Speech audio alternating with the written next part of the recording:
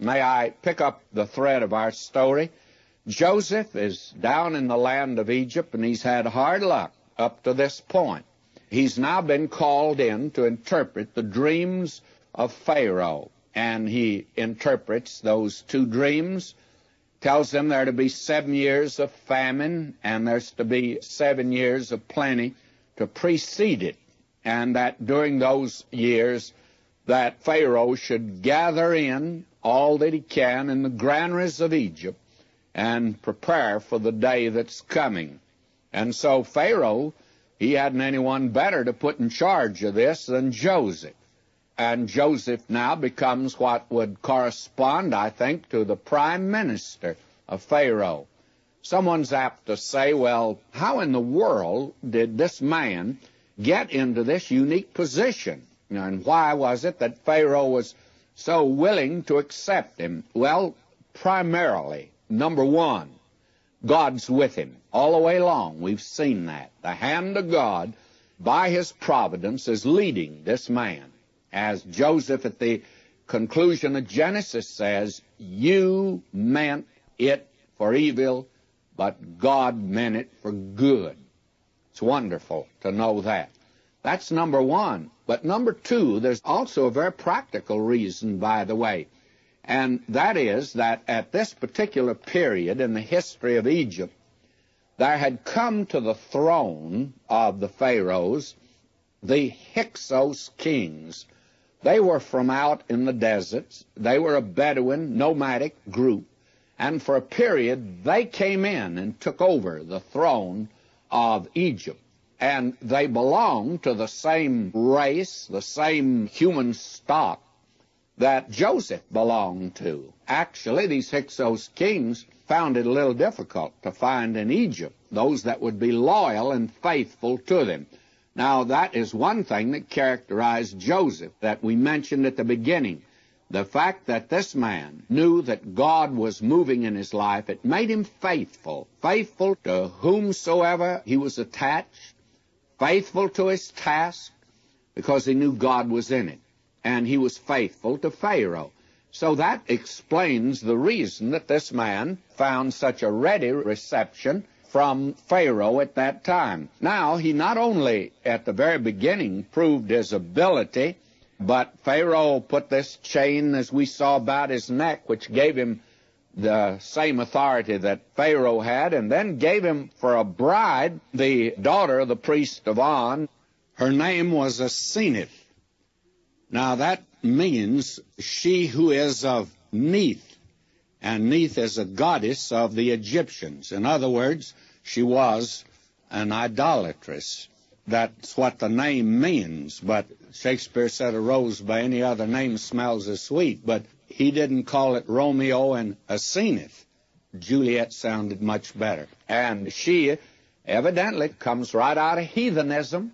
She is a Gentile bride for Joseph. And by the way, there's a parallel, is there not? We've said this man's more like the Lord Jesus, parallels him. The Lord Jesus is calling out of the world a Gentile bride today. That's the church. And Joseph had a Gentile bride. Now we're told in verse 46, and Joseph was 30 years old when he stood before Pharaoh, king of Egypt. Now, mark that down. He began his ministry when he was 30 years old. And I'm of the opinion you've already thought of the parallel to the Lord Jesus. He began his ministry when he was 30 years of age. And so Joseph took up his work yonder in Egypt. And Joseph went out from the presence of Pharaoh and went throughout all the land of Egypt. Now, what is he doing? Well, during these 7 years of plenty, why, he's gathering the grain in, gathering all the produce of the land, because these are years of great abundance. And in the 7 plenteous years, the earth brought forth by handfuls. In other words, there was a great harvest, a great abundance during those years. You'll recall that after World War II, we began to accumulate in this country a great surplus that created a real farm problem. If you rode the trains in those days, especially through Kansas and Missouri, Iowa, you'd pass bin after bin, silo after silo, literally hundreds, thousands of them, filled with grain that the government had stored. A great many people said it was rather foolish to store that up. Now, if you go through that country today, you don't see that. You know what has happened? We've been sending it to the needy countries, and right now we don't have enough to feed the starving millions of the world. Someone has said that 100 million people are going to starve, and somebody says, well, why not send them something? Well, the reason is we don't have enough now. That surplus is pretty much used up, and so 100 million are going to starve. Our problem is, which 100 million is it going to be that we'll let starve in the next decade? Well, I don't know, but the important thing for us to note here is, during these 7 years of plenty, and this seems to be the way the earth produces, especially since the curse of sin is upon it, 7 years of plenty, and then there are 7 years of famine that came. Now, he's gathering together the grain. Notice verse 48. He gathered up all the food of the 7 years which were in the land of Egypt and laid up the food in the cities. See, a good distribution, by the way. During the Depression, they were in lines to soup kitchens in Chicago and New York. You are old enough to remember, I know as a boy I was in Chicago, and those lines block long, fellas, young men in those lines. And they wanted something, some selling apples. Out yonder, stored up, there was an abundance even then, but the problem was distribution.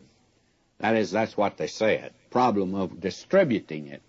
Well, what you have here is Joseph doing a very practical thing, that he's laying up the food in the cities, the food of the field, which was round about every city, laid he up it the same. In other words, he's not only gathering together all this surplus, but he's putting it in areas for ready distribution. And Joseph gathered corn as the sand of the sea, very much, until he left numbering, for it was without number. In other words, I tell you, Egypt was the breadbasket of the world. It's been called that.